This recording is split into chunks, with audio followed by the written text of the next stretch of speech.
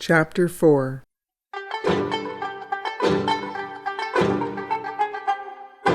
Just at a sight of the farm, the road forks. One way running out into Walton, where you cross the river by a covered bridge. The other swinging down toward Greenbrier and Port Vigor. Mrs. Collins lives a mile or so up Walton Road, and I very often run over to see her. I thought Andrew would be most likely to look for me there. So, after we'd passed through the grove, I took the right-hand turn to Greenbrier. We began a long ascent over Huckleberry Hill. And as I smelt the fresh autumn odor of the leaves, I chuckled a little. Mr. Mifflin seemed in a perfect ecstasy of high spirits. "This is certainly grand," he said. "Lord, I applaud your spunk. Do you think Mr. McGill will give chase?" "I haven't an idea," I said. "Not right away, anyhow. He's so used to my settled ways that I don't think he'll suspect anything till he finds my note. I wonder what kind of story Mrs. McNally will tell." "How about putting him off the scent?" he said. "Give me your handkerchief." I did so. He hopped nimbly out, ran back down the hill. He was a spry little person in spite of his bald crown, and dropped the handkerchief on the Walton Road about 100 feet beyond the fork. Then he followed me up the slope. "There," he said, grinning like a kid. "That'll fool him. The sage of Redfield will undoubtedly follow a false spoor, and the criminals will win a good start. But I'm afraid it's rather easy to follow a craft as unusual as Parnassus." "Tell me how you manage this thing," I said. "Do you really make it pay?" He halted at the top of the hill to give Pegasus a breathing space. The terrier lay down in the dust and watched us gravely. Mr. Mifflin pulled out a pipe and begged my permission to smoke. "It's rather comical how I first got into it," he said. "I was a schoolteacher down in Maryland. I'd been plugging away in a country school for years, a starvation salary. I was trying to support an invalid mother and put by something in case of storms. I remember how I used to wonder whether I'd ever be able to wear a suit that wasn't shabby and have my shoes polished every day. Then my health went back on me. The doctor told me to get into the open air. By and by, I got this idea of a traveling bookstore. I'd always been a lover of books, and in the days when I boarded out among the farmers, I used to read aloud to them. After my mother died, I built a wagon to suit my own ideas, bought a stock of books from a big second-hand store in Baltimore, and set out. Parnassus just about saved my life, I guess." He pushed his faded old cap back on his head and relit his pipe.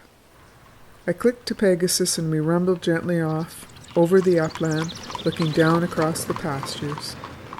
Distant cowbells sounded tankle-tonk against the bushes. Among the slope of the hill, I could see the road winding away to Redfield.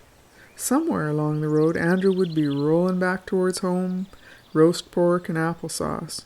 And here was I, setting out on the first madness of my life, without even a qualm. "Miss McGill," said the little man, "this rolling pavilion has been wife, doctor, and religion to me for 7 years. A month ago, I would have scoffed at the thought of leaving her, but somehow it's come over me I need a change. There's a book I've been yearning to write for a long time, and I need a desk steady under my elbows, and a roof over my head. And silly as it seems, I'm crazy to get back to Brooklyn. My brother and I used to live there as kids. Think of walking out over the old bridge at sunset and seeing the towers of Manhattan against a red sky, and those old gray cruisers down in the Navy Yard. You don't know how tickled I am to sell out. I've sold a lot of copies of your brother's books, and I've often thought he'd be the man to buy Parnassus if I got tired of her." "So he would," I said. "Just the man. He'd be only too likely to go motoring about in this jaunting car and neglect the farm." "But tell me about selling books. How much profit do you make out of it? We'll be passing Mrs. Mason's farm by and by, and we might as well sell her something, just to make a start." "It's very simple," he said. I replenish my stock whenever I go into a big town. There's always a second-hand bookstore somewhere about. You can pick up odds and ends. And every now and then I write to a wholesaler in New York for some stuff. When I buy a book, I mark it in the back just what I paid for it, then I know what I can afford to sell it for.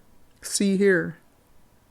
He pulled up a book from behind the seat, a copy of Lorna Doone it was, and showed me the letters A.M. scrawled in pencil in the back. That means that I paid 10 cents for this. Now, if you sell it for a quarter, you've got a safe profit. Cost me about $4 a week to run Parnassus, generally less. If you clear that much in 6 days, you can afford to lay off on Sundays. How do you know what AM stands for 10 cents? I asked. The code words manuscript. Each letter stands for a figure from 0 up to 9, see? He scrawled it down on a piece of paper. Manuscript, and then beneath it, 0 to 9. Now you see, AM stands for 10. AN would be 12. NS is 24. AC is 15. And then AMM is $1, and so on. I don't pay much over 50 cents for books as a rule, because country folks are shy of paying much for them. They'll pay a lot for a separator or a buggy top, but they've never been taught to worry about literature. But it's surprising how excited they get about books if you tell them the right kind. Over beyond Port Vigor, there's a farmer who's waiting for me to go back. I've been there 3 or 4 times. He'll buy about $5 worth if I know him. First time I went there, I sold him Treasure Island, and he's talking about it yet. I sold him Robinson Crusoe and Little Women for his daughter, Huck Finn, and Grubb's book about the potato. Last time I was there, he wanted some Shakespeare. But I wouldn't give it to him. I didn't think he was up to it yet. I began to see something of the little man's idealism in his work. He was a kind of traveling missionary in his way, a hefty talker, too. His eyes were twinkling now, and I could see him warming up. Lord, he said, when you sell a man a book, you don't sell him just 12 ounces of paper and ink and glue. You sell him a whole new life, love and friendship and humor and ships by sea at night. There's all heaven and earth in a book, a real book, I mean. Jiminy, if I were the baker or the butcher or the broom huckster, people would run to the gate when I came by, just waiting for my stuff. And here I go loaded with everlasting salvation. Yes, ma'am, salvation for their little stunted minds, and it's hard to make 'em see it. That's what makes it worthwhile. I'm doing something that nobody else from Nazareth, Maine to Walla Walla, Washington has ever thought of. It's a new field, but by the bones of Whitman, it's worthwhile, and that's what the country needs. More books. He laughed out his own vehemence. Do you know, it's comical, he said. Even the publishers, the fellows that print the books, can't see what I'm doing for 'em. Some of them refuse me credit because I will sell their books for what they're worth, instead of the prices they mark on them. They write me letters about price maintenance, and I write back about merit maintenance. Publish a good book and I'll get a good price for it, say I. Sometimes I think the publishers know less about the books than anyone else. I guess that's natural, though. Most school teachers don't know much about children. The best of it is this, he went on. I have such a darn good time. Peg and Bach, that's the dog, and I go loafing along the road on a warm summer day.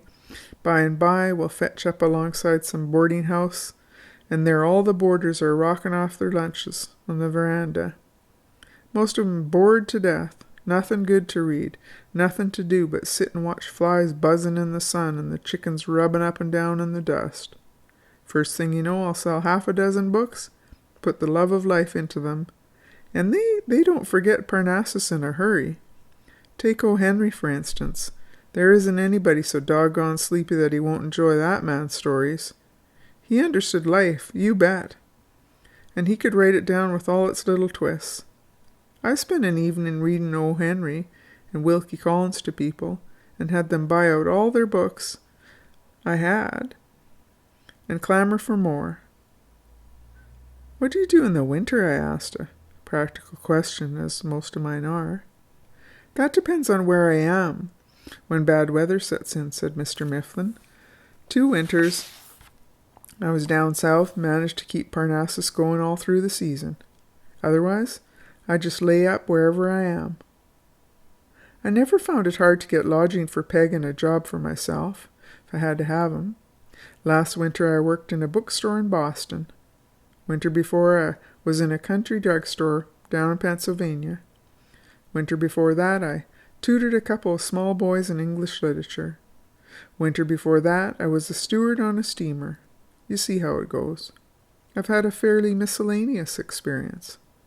As far as I can see, a man who's fond of books never need starve.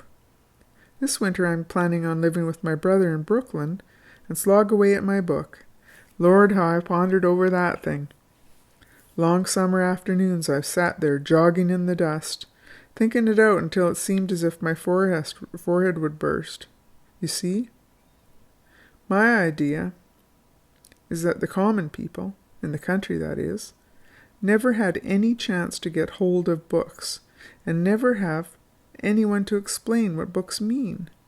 It's all right for college presidents to drop their 5-foot shelves of great literature, for publishers to advertise sets of the linoleum classics, but what the people need is the good, homely, honest stuff, something that'll stick to their ribs, make 'em laugh and tremble and feel sick to think of the littleness of this popcorn ball spinning in space without ever getting into a hot box. And something that'll spur 'em on to keep the hearth well swept and the woodpile split into kindling and the dishes washed and dried and put away. Anyone who can get the country people to read something worthwhile is doing the nation a real service. And that's what this caravan of culture aspires to. You must be weary of this harangue. Does the sage of Redfield ever run on like that? Not to me, I said. He's known me so long that he thinks of me as a kind of animated bread-baking and cake-mixing machine. I guess he doesn't put much stock in my judgment in literary matters. But he puts his digestion in my hands without reserve. There's Mason's farm over there. I guess we better sell him some books, hadn't we? Just for a starter. He turned into the lane that runs up to the Mason farmhouse. Bach trotted on ahead, very stiff on his legs, his tail gently wagging, to interview the mastiff, and Mrs. Mason, who was sitting on the porch peeling potatoes, laid down the pan. She's a big buxom woman with jolly brown eyes like a cow's. "For heaven's sake, Miss McGill," she called out in a cheerful voice, "I'm glad to see you. Got a lift, did you?" She hadn't really noticed the inscription on Parnassus and thought it was a regular huckster's wagon. "Well, Mrs. Mason," I said, "I've gone into the book business. This is Mr. Mifflin. I've bought out his stock. We've come to sell you some books." She laughed. "Go on, Helen," she said. "You can't kid me. I bought a whole set of books last year from an agent. The World's Great Funeral Orations. 20 volumes. Sam and I ain't read more'n the first volume yet, and it's awful uneasy reading." Mifflin jumped down, raised the side flap of the wagon. Mrs. Mason came closer. I was tickled to see how the little man perked up at the sight of a customer. Evidently selling books was meat and drink to him. "Madam," he said, "funeral orations bound in sackcloth, I suppose, have their place. But Miss McGill and I have got some real books here to show, which I invite your attention. Winter will be here soon, and you will need something more cheerful to beguile your evenings. Very possibly you have growing children who would profit by a book or two. A book of fairy tales for the little girl I see on the porch, or stories of inventors for that boy's about to break his neck jumping from the barn loft, or a book about road making for your husband. Surely there's something here you need. Miss McGill probably knows your tastes." That little red-bearded man was surely a born salesman. How he guessed that Mr. Mason was a road commissioner in our township, goodness only knows. Perhaps it was just a lucky shot. By this time most of the family had gathered around the van, and I saw Mr. Mason coming from the barn with his 12-year-old Billy. "Sam," shouted Mrs. Mason. "Here, Miss McGill turned book peddler and got a preacher with her." "Hello, Miss McGill," said Mr. Mason. He's a big, slow-moving man of great gravity and solidity. "Where's Andrew?" "Andrew's coming home for roast pork and applesauce," I said. "I'm going off to sell books for a living. Mr. Mifflin is teaching me how. We've got a book on road mending. That's just what you need." I saw Mr. and Mrs. Mason exchange glances. Evidently, they thought me crazy. I began to wonder whether he'd made a mistake in calling on people I knew so well. The situation was a trifle embarrassing. Mr. Mifflin came to the rescue. "Don't be alarmed, sir," he said to Mr. Mason. "I haven't kidnapped Miss McGill." Is he about half my size? This was amusing. "We're trying to increase her brother's income by selling his books for him. As a matter of fact, we have a wager with him that we can sell 50 copies of Happiness and Hayseed before Halloween. Now, I'm sure your sporting instinct will assist us in taking at least one copy. Andrew McGill is probably the greatest author in this state, and every taxpayer ought to possess his books. May I show you a copy?" "That sounds reasonable," said Mr. Mason, and he almost smiled. "What do you say, Emma? Think we better buy a book or two? You know those funeral orations?" "Well," said Emma, we always said we ought to read one of Andrew McGill's books, but we didn't rightly know how to get a hold of one. That fellow that sold us the funeral speeches didn't seem to know about 'em. I tell you what, you folks better stop and have dinner with us, and you can tell us what we'd ought to buy. I'm just ready to put potatoes on the stove now." I must confess that the prospect of sitting down to a meal I hadn't cooked myself appealed to me strongly, and I was keen to see what kind of grub Mrs. Mason provided for her household. But I was afraid if we dallied too long there, Andrew would be after us. I was about to say that we should have to be getting on, and couldn't stay, but apparently the zest of expounding his philosophy to the new listeners was too much for Mr. Mifflin. I heard him saying, "That's mighty kind of you, Mrs. Mason, and we'd very much like to stay. Perhaps I can put Peg up in your barn for a while. Then we can tell you all about our books." And to my amazement, I found myself chiming in with assent. Mifflin certainly surpassed himself at dinner. The fact that Mrs. Mason's hot biscuits tasted of saleratus gave me far less satisfaction than it otherwise would, because I was absorbed in listening to the little vagabonds talk. Mr. Mason came to the table grumbling something about his telephone being out of order. I wondered whether he'd been trying to get Andrew on the wire. I was a little afraid that I was being run away with, I think. But he was soon won over by the current of the little man's cheery wit. Nothing daunted Mifflin. He talked to the old grandmother about quilts, offered to cut off a strip of his necktie for her new patchwork, told all about the illustrated book of quilts he had in the van. He discussed cookery and the Bible with Mrs. Mason, and she, being a leading light in the Greenbrier Sunday School, was pleasantly scandalized by his account of the best detective stories in the Old Testament. With Mr. Mason, he was all scientific farming, chemical manures, macadam rows, crop rotation, and to little Billy, who sat next to him, he told extraordinary yarns about Daniel Boone, Davy Crockett, Kit Carson, Buffalo Bill, and what not. Honestly, I was amazed at the little man. He was as genial as a cricket on a hearth. And yet every now and then his earnestness would break through. I don't wonder he was a success at selling books. That man could sell clothespins or Paris garters, I guess, and make them seem romantic. "You know, Mr. Mason," he said, "you certainly owe it to these youngsters of yours to put a few really good books into their hands. City kids have the libraries to go to, but in the country there's only old Doc Hostletter's almanac, and the letters written by ladies with backache telling you Peruna did it for 'em. Give this boy and girl of yours a few good books, and you're starting 'em on a double-track, block signal line to happiness. Now here's Little Women. That girl of yours can learn more about real girlhood and fine womanhood out of that book than from a year's paper dolls in the attic." "That's right, Pa," assented Mrs. Mason. Go on with your meal, Professor. The meat'll get cold. She was completely won by the traveling bookseller and given him the highest title of honor in her ken. Well, I read that story when I was a girl, and I still remember it. That's better reading for Dorothy than those funeral speeches, I reckon. I believe the professor's right. We ought to have more books laying around. Seems kind of a shame, with a famous author at the next farm, not to read more. Don't it now? So by the time we got down to Mrs. Mason's squash pie, good pie too, I admit, but her hand is a little heavy for pastry.